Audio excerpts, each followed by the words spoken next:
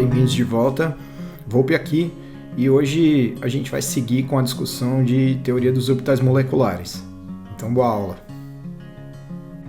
Bem, se a gente seguisse a previsão das moléculas do segundo período aqui de atômicas homonucleares, B2, C2 e N2, de acordo com o que a gente fez lá na outra aula com oxigênio e flúor, a gente chegaria numa previsão para as moléculas de B2 e C2 que seriam diamagnética para B2 e paramagnética para C2. No entanto, isso não coincide com os dados experimentais. Então a gente vai ter que fazer algum comentário aqui, alguma consideração para que a gente consiga explicar essa informação. E isso vai ser esclarecido se a gente abordar a possibilidade da mistura de orbitais sp. Eu já deixei marcado para vocês, para a gente interpretar essa figura aqui, que deve ser vista em 3 momentos. Então, como que fica a situação aqui para essa representação? A gente tem uma situação antes e depois da mistura. São os 2 diagramas das extremidades aqui. No meio, a gente tem uma situação que mostra essa possibilidade de mistura sp, principalmente entre orbitais sigma, de mesma simetria. Um aspecto curioso é que você vai ver que no primeiro diagrama que a gente já trabalhou, esses orbitais sigma, por exemplo, 2 sigma G e 3 sigma G, eles eram originados a partir de orbitais S e P e não foram considerados quanto à combinação. No entanto, se houver simetria e energia adequada, a gente não consegue evitar. Então o fato é que, para a situação intermediária aqui, a gente vai considerar a possibilidade sim desses 2 orbitais se combinarem para formarem então novos orbitais, agora considerando o efeito de mistura sp, que também são orbitais moleculares, que aparecem em roxo aqui. Então, assim como a gente tem visto funcionando aqui para Thom, quando 2 orbitais se combinam por energia e simetria adequada, eles produzem um orbital ligante e um orbital antiligante, certo? Um mais estabilizado, com menor energia, e outro mais desestabilizado, com uma energia maior. Vocês já observam que, como eu fiz esse contorno aqui, com esse quadro, nesse conjunto de orbitais π ligante e 3 sigma, e eu repeti esse contorno quando eu faço a consideração da mistura sp, houve uma inversão desses níveis aqui no diagrama de orbitais moleculares. Agora, o nível sigma, que antes estava abaixo do π, ele está com mais energia, ele está para cima. Quando a gente vai dessa etapa intermediária para o diagrama final, agora nós vamos considerar as outras possibilidades de combinação sp quanto aos orbitais 2 sigma U e 3 sigma U, que são antiligantes, que são esses aqui, ó, esse aqui no alto e esse vermelhinho aqui, certo? A gente tem, da mesma forma que a consideração anterior, simetria e energia adequadas, eles vão se combinar produzindo um orbital mais estabilizado, de caráter mais ligante, e outro mais desestabilizado, de caráter antiligante, certo? O resultado é que a gente tem esse conjunto final em termos de diagramas de orbitais moleculares quando a gente considerou a mistura. Você vai ver que o espaçamento aqui é maior do que o anterior, aqui também, certo? Do que o anterior. No entanto, a única parte que fez diferença, ou vai fazer diferença para a gente interpretar o caráter dia e paramagnético das estruturas, é esse quadrinho aqui já apontado desde o início. Então, se nós considerarmos que agora essa mistura passa a ser importante para alguns elementos constituintes dessas moléculas, a gente tem esse novo diagrama, novo entre aspas, para ser representado. Nesse caso, você está vendo que a única alteração de fato líquida é essa aqui, ó, nessa região em que o orbital molecular 3 sigma ficou acima dos orbitais moleculares π ligantes. Só que, claro, como você tem esses orbitais roxos aqui agora considerados a partir da mistura sp, então você tem essas retas aqui tracejadas, tanto azuis quanto vermelhas, para a produção desses orbitais que a gente viu que são os roxos, justamente para a gente conseguir designar ou identificar que foram aqueles obtidos a partir da mistura, certo? Quando a gente vai para o caráter magnético da molécula, a gente verifica que agora esse novo diagrama permite a gente fazer a distribuição eletrônica dos elétrons da molécula B2, então são 3 de cada átomo de boro, são 6 elétrons. Então, quando eu faço a distribuição eletrônica ao longo do diagrama de energia de orbitais moleculares, eu chego à conclusão que eu tenho elétrons com spins paralelos, desemparelhados, dando caráter paramagnético para a estrutura. E como que será que ficaria então a molécula C2, né? Então, na mesma direção, a gente poderia fazer um diagrama muito parecido devido às combinações dos mesmos orbitais atômicos, e aqui a gente tem uma distribuição eletrônica diferente, porque o carbono tem um elétron a mais em cada átomo, e a gente tem 4 elétrons por átomo. São 8 para distribuir no diagrama, e nesse caso a gente fecha os orbitais moleculares do tipo π ligantes com os últimos elétrons. Então ele passa a ser o HOMO. Nessa condição, a gente percebe o caráter diamagnético da molécula de C2, conseguindo assim explicar os dados experimentais. Para completar esse conjunto, a gente vai para a dedução aqui do diagrama de orbitais moleculares do nitrogênio, N2, e também existe um caráter de possibilidade de mistura SP, dando origem a um diagrama muito parecido com os anteriores, por isso que a gente deixou essa discussão para esse bloco. A gente percebe que os elétrons de maior energia aqui da molécula de N2, eles estão ocupando esse orbital molecular 3σg, que é justamente um dos orbitais que tem esse caráter de mistura e acabou saindo dessa posição anterior ao π ligante e passando para cima. Então nós temos um caráter diamagnético para o N2, como a gente já viu no experimento no vídeo da aula passada. Aqui vocês podem exercitar o cálculo da ordem de ligação. Como vocês conhecem a estrutura do N2, a ordem de ligação esperada aqui deve ser 3, né? Para representar a ligação tripla da estrutura. E é possível analisar os dados da tabela para espécies do N2, assim como nós fizemos com o O2. Inclusive eles estão repetidos aqui abaixo. A gente tem dados de ordem de ligação e comprimento de ligação e a energia dessa ligação. Você está vendo que quanto maior a ordem de ligação, é natural que haja uma maior energia envolvida para você, por exemplo, interferir ou romper. E se essa ligação é mais energética, por exemplo, uma tripla ligação, ela tem um menor comprimento do que outras ligações, por exemplo, menos energéticas ou de ordens de ligação menor. Se a gente comparar, por exemplo, a estrutura do O2, que traz uma dupla ligação, e do N2, que traz uma tripla, a gente percebe que tem uma grande energia envolvida associada para perturbar essa molécula. Ou seja, o O2, eventualmente, ele tem um caráter que, embora não seja tão significativo a temperatura ambiente e tudo mais, mas você tem uma reatividade maior, bem maior do que nitrogênio, por exemplo, que é extremamente inerte. Essa próxima figura é interessante porque ela traz as energias relativas de orbitais moleculares de todas essas moléculas diatômicas que nós discutimos até agora. Então você pode imaginá-la andando da esquerda para a direita no período, né? Segundo os elementos componentes das moléculas, do lítio 2 até a molécula de flúor, o F2. Bem, o que a gente observa aqui? Nós temos, nesse final aqui da direita, entre O2 e F2, a gente tem os nossos primeiros diagramas de energia dos orbitais moleculares, onde não havia essa preocupação com a mistura SP. E você tinha esse nível 3σ aqui sempre abaixo do π, né?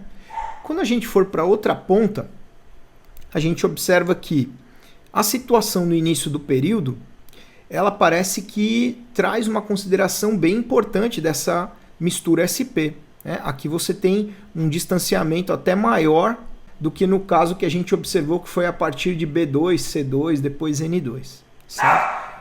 O que a gente percebe é que, na medida que eu vou indo para a direita, ou que eu mudo o elemento da esquerda para a direita, eu vou tendo uma importância diminuída com relação a essa mistura SP. O nitrogênio é o caso limite, ó, certo? Aqui eu tenho menor intervalo entre os níveis sigma e π, 3σ e π ligante, certo?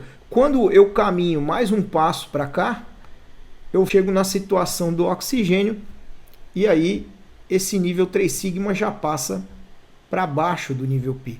E essa mistura ela perdeu a importância, tanto é que aqui eu só tenho a cor azul sendo representada. A minha pergunta é, por que aqui foi importante esse caráter da mistura, ou por que ela acontece aqui nessa situação e ela vai perdendo a possibilidade de acontecer na medida que eu vou seguindo para o fim do período, formando as moléculas de O2 e F2, por exemplo. Qual é a razão disso? A gente vai ter que discutir isso no ao vivo, isso não é trivial, eu não vou abrir essa discussão por aqui. Bem, então vamos fazer uma pausa das discussões de moléculas diatômicas homonucleares e passar para as heteronucleares e perceber quais são as diferenças com relação aos diagramas de nível de energia dos orbitais moleculares que a gente pode perceber nessas estruturas. A gente vê aqui uma tabela de dados já trazendo moléculas diatômicas heteronucleares.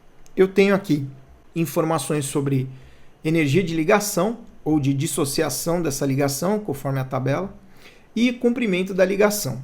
Você está percebendo que aqui eu tenho não necessariamente a maior energia de dissociação com o menor comprimento de ligação. Por quê?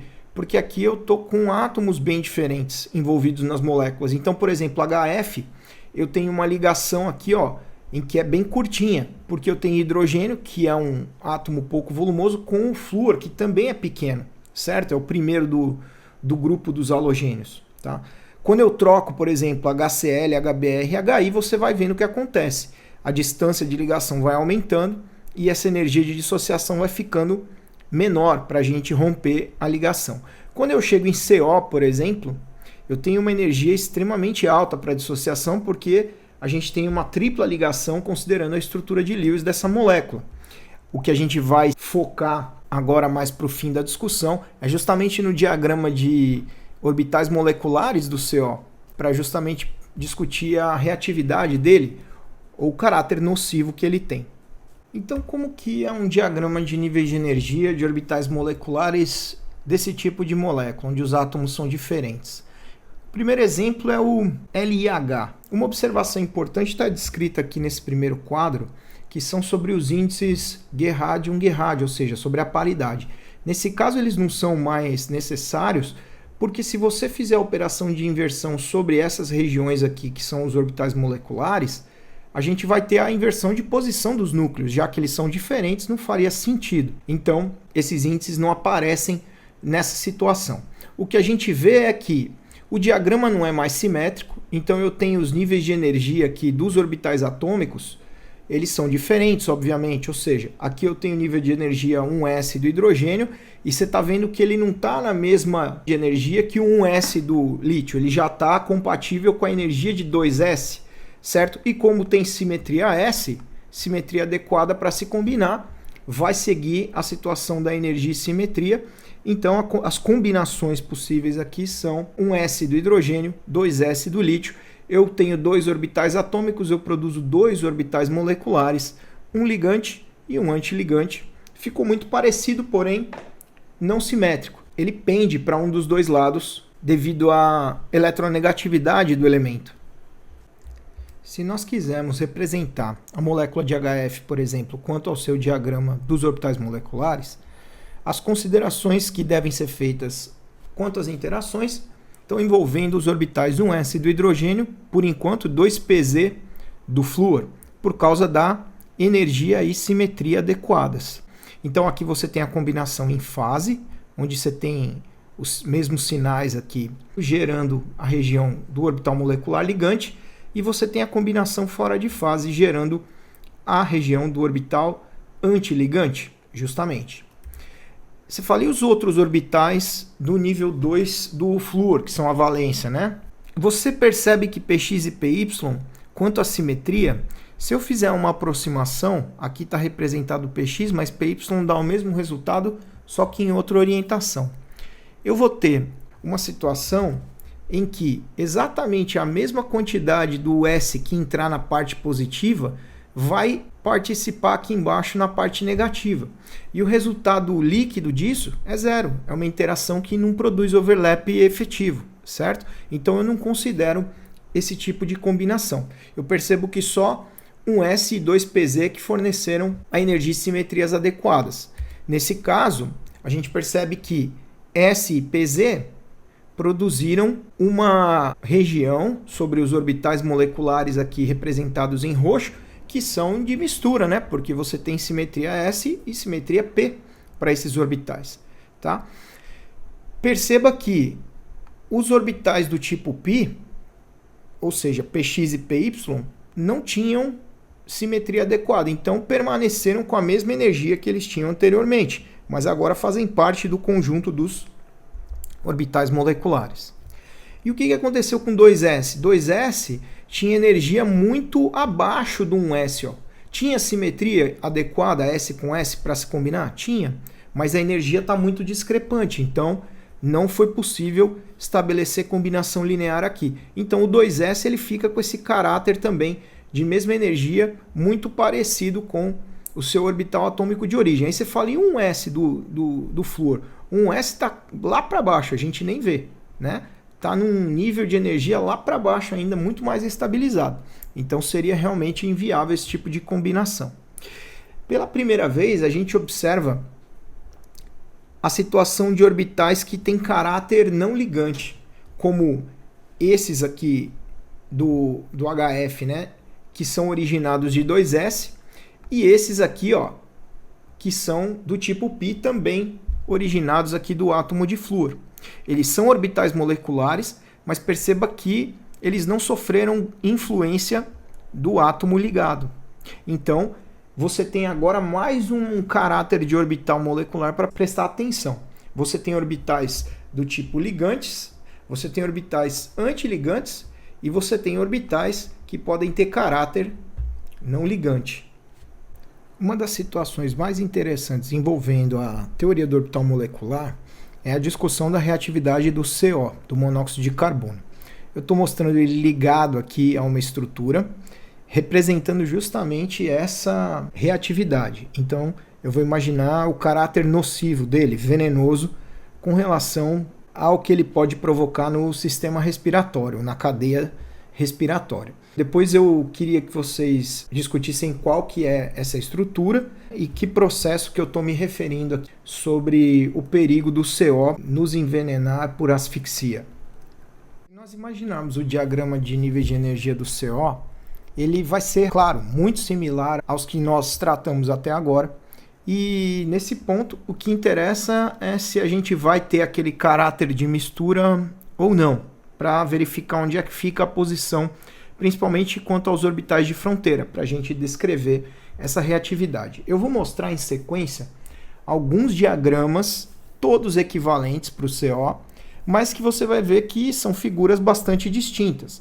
Então, você pode encontrar uma série de representações, elas são qualitativas e a gente consegue usar todas elas. Então, essa, por exemplo, traz todos os orbitais envolvidos, as combinações aqui já gerando os orbitais moleculares, e você vê que o orbital sigma aqui, ó, ele está acima do π ligante, certo? Então aqui provavelmente foi considerado o caráter de mistura. No entanto, você não vê a linha tracejada desse orbital aqui sigma, certo?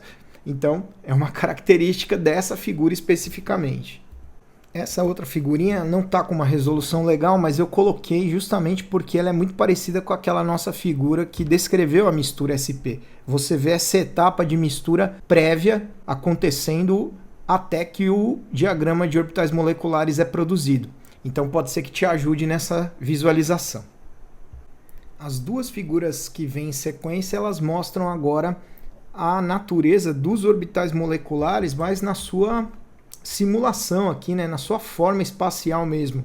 Então eu tenho aqui o diagrama, você está vendo novamente que esse diagrama não faz considerações sobre a mistura SP e ele está já com os elétrons da molécula. Dá para a gente classificar, por exemplo, quem que é o HOMO, o orbital molecular de mais alta energia ocupado, e quem é o LUMO, que são os orbitais moleculares de menor energia desocupados.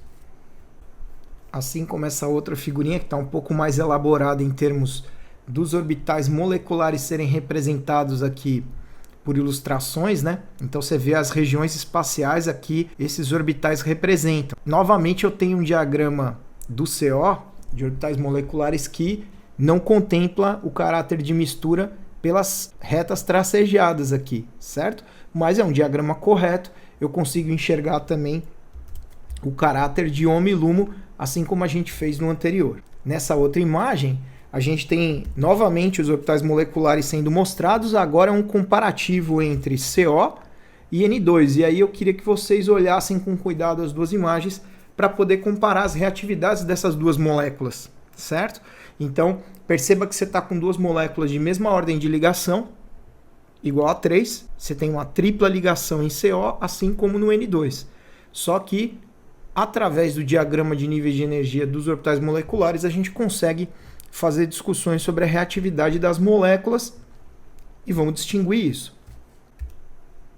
Definidos os diagramas vários de orbitais moleculares para o CO, a gente vai discutir um vídeo, mas na parte ao vivo, não agora, que vai justamente mostrar para a gente o caráter de Ômega e Lumo desses orbitais.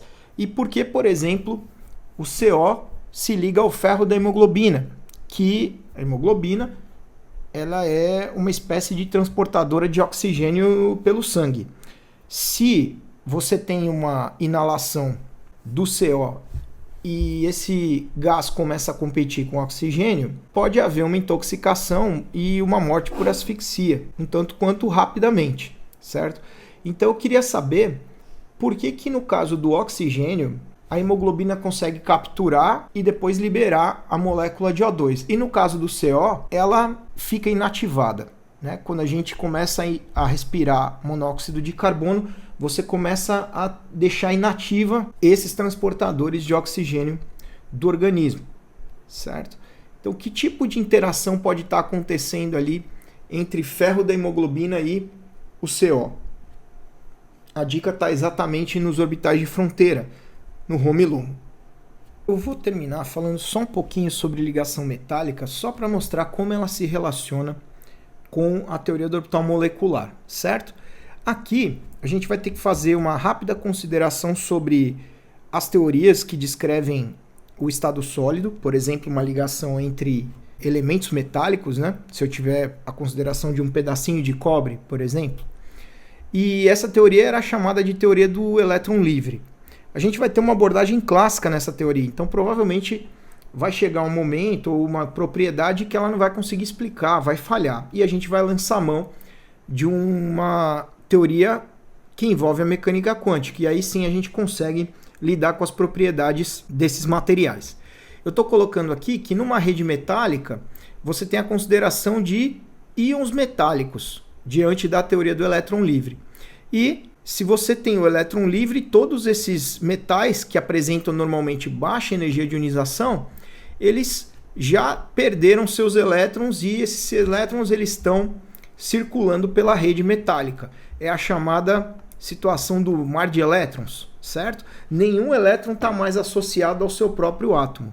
Eles estão ali numa condição de rede de átomos iguais e na verdade agora são íons, né? Porque os elétrons ficam todos livres. Você não sabe se esse elétron está associado a esse átomo, a esse ou a esse, e ele vai andando. Então aqui você está vendo uma figura que mostra a possibilidade desse elétron estar livre na rede, ele vai sendo atraído por vários íons que são idênticos. Essa é a teoria do elétron livre, o mar de elétrons. Bom, essa teoria ela justifica uma propriedade dos metais, que é justamente a condutividade. Quando você aplica uma diferença de potencial, você verifica isso, que você tem a rede metálica com sua característica natural, e quando você aplica uma diferença de potencial, que está nessa figura à direita, você vê uma organização aqui desses vetores que estão representando a corrente, por exemplo, nesses elétrons que supostamente estariam livres. Com isso, eles se movem da zona de menor potencial para o maior potencial, dando origem à corrente elétrica. Isso a teoria do elétron livre consegue explicar relativamente bem, mas, existem as falhas, certo?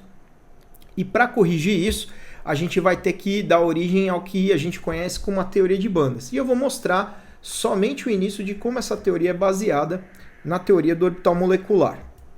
Então, tentando constituir a rede do lítio, por exemplo, e aí a gente está imaginando o lítio metálico, eu tenho aqui, numa situação que começa com um átomo de lítio e seu orbital de valência com seu respectivo elétron de valência em 2s.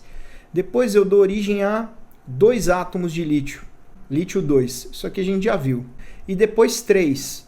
Aí a situação nova é essa aqui. Lítio 4, 4 elétrons, 4 orbitais de fronteira, 4 orbitais aqui moleculares, certo? Região ligante, região antiligante. Você percebe que na medida que eu estou aumentando o número de átomos, estão acontecendo duas coisas interessantes. Em primeiro lugar, eu estou dando origem a sempre metade da ocupação dos orbitais com a densidade eletrônica. A outra metade está ficando vazia, certo?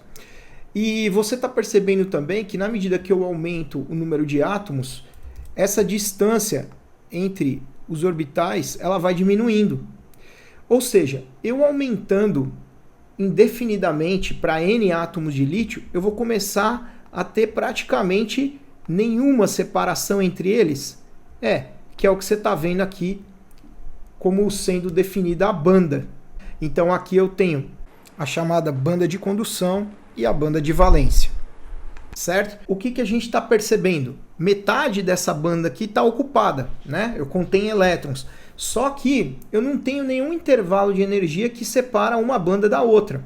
Então esses elétrons, se eles tiverem mobilidade, eles vão conseguir trafegar pelos níveis mais energéticos da banda de valência e assim vão poder conduzir corrente. Essa explicação aqui é o que define, por exemplo, o caráter condutor de um metal através da teoria de bandas, que é baseada na Thom. A gente acabou de ver essa definição de maneira muito rústica através dessa figura. Mas aí você me pergunta, mas a condutividade nos metais já não era esclarecida pelo mar de elétrons, pelo elétron livre da teoria clássica? Era, mas a gente não conseguia explicar, por exemplo, por que um sólido não conduz corrente, ou seja, não é um condutor. Eu tenho sólidos condutores e sólidos isolantes, e principalmente os mais interessantes do ponto de vista tecnológico são os intermediários, são semicondutores, e isso só pode ser explicado através do modelo de bandas de ligação. Então, para explicar a estrutura de bandas de semicondutores, eu vou imaginar que no metal, que a gente já acabou de ver, o intervalo que eu chamo de gap de energia entre a banda de condução e a banda de valência vale 0. Quando eu tenho a situação do isolante do semicondutor, o que eu percebo? O isolante tem um gap muito grande entre a banda de condução e a banda de valência, certo? Então, esses elétrons aqui, eles não conseguem energia suficiente para passarem para essa banda de condução e, de fato, conduzir corrente, tá? No caso do semicondutor, eu tenho um valor que é possível de ser transposto, ou seja, eu consigo aqui, fornecendo alguma energia, que pode ser luz, pode ser temperatura, eu consigo promover elétrons da banda de valência para a banda de condução. Essa lacuna, como diz esse balãozinho, né, que é chamado de gap, é muito menor, certo? E depois a gente discute, então, por que é tão interessante do ponto de vista tecnológico, principalmente da informática, você ter materiais semicondutores, ou seja, com essa propriedade que não é nem isolante e nem condutora como um metal. Então é isso. Obrigado pela presença, pela audiência e a gente se vê na próxima. Até lá!